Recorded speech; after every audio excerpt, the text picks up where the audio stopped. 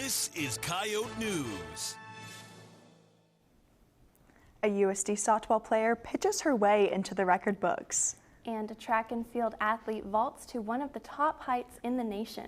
This is Coyote Sports. I'm Callie Connors. And I'm Sydney Colin. We'll hear those stories and more. But first, USD's all-time wins leader is getting a contract extension. Volleyball coach Leanne Williamson will be returning on a 5-year deal that keeps her with the Coyotes through 2027. After re-signing with USD, Coach Williamson thanked President Gestring and Athletic Director David Herbster and says she's excited for the future. The Coyotes have won the Summit League tournament 4 times during Williamson's 9 years at the helm. The track and field team will host a home meet this coming week. Last weekend, members of the team were split up throughout California. Murga Gameda made USD history by breaking a 23-year-old school record in the 5,000-meter run. Gameda now holds the best times for the 5,000 and 10,000 meters. Vaulting into her own personal record book was Jen Hirata. She laid claim to the 3rd best pole vault in the nation with a height of 14.7¼ feet. Hirata and company are currently the #1 ranked pole vault team in the NCAA. Ever wonder what it's like to get to know USD's athletes and coaches? Coyote News' Carly Phillips is live in the muck to give us an inside look at someone who does just that. Carly. Thanks, Sydney. I'm here with John Thayer, the host of Yotecast. John, thanks for joining me tonight. To start off, for people who may not be as familiar with it, what exactly is Yotecast? Yeah, first of all, thanks for having me. Yotecast is a podcast that we created a couple of years ago through the University of South Dakota Athletics Department. And the goal of it is really to help share the stories of student athletes, coaches, staff members, and really kind of help fans understand what it's like to be a coach and a student athlete and just get their stories out there. What's something that you haven't talked about yet on the show, but you want to discuss? You know, we're always looking for great stories, right, from student athletes, and everybody's story is different. So we have covered all the different sports. We've covered a number of different stories the last few years, but we're always looking for somebody who has, a great story, overcoming, sometimes it's adversity, sometimes it's, maybe like we've had a couple of stories where we have USD student athletes that their parents are big SDSU fans or went there or something, and those are always fun stories too. And in this role, as you're the host of Yotecast, what is the importance of building that relationship between USD athletes and coaches here?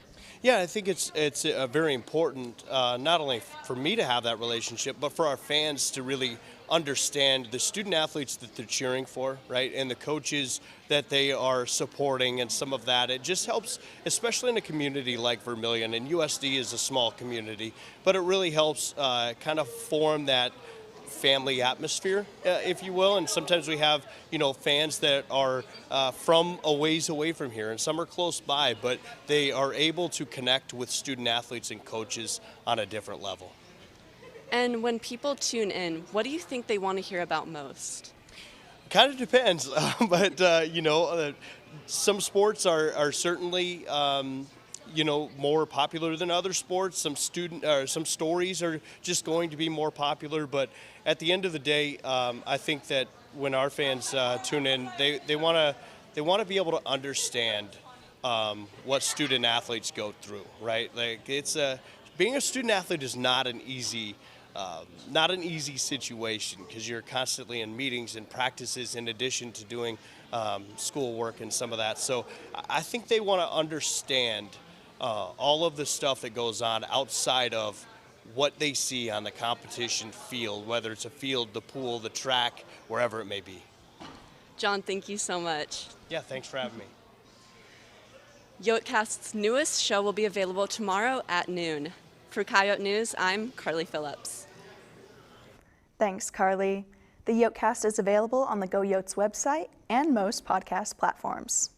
Heading over to the Diamond, the softball team will travel to Omaha to play a 3-game series beginning on Saturday. Last weekend, they hosted Summit League opponent Western Illinois. In Game 1, Clara Edwards tossed a no-hitter, and the Coyotes won 3-0. Day 2 saw Courtney Wilson go 5 for 8, tallying 4 runs on the afternoon.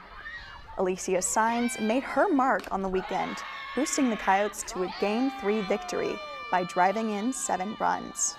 However, the team did drop Game 2, posting just 2 wins and a loss in the series. They now hold an 8-3 Summit League record, good enough for second in the conference.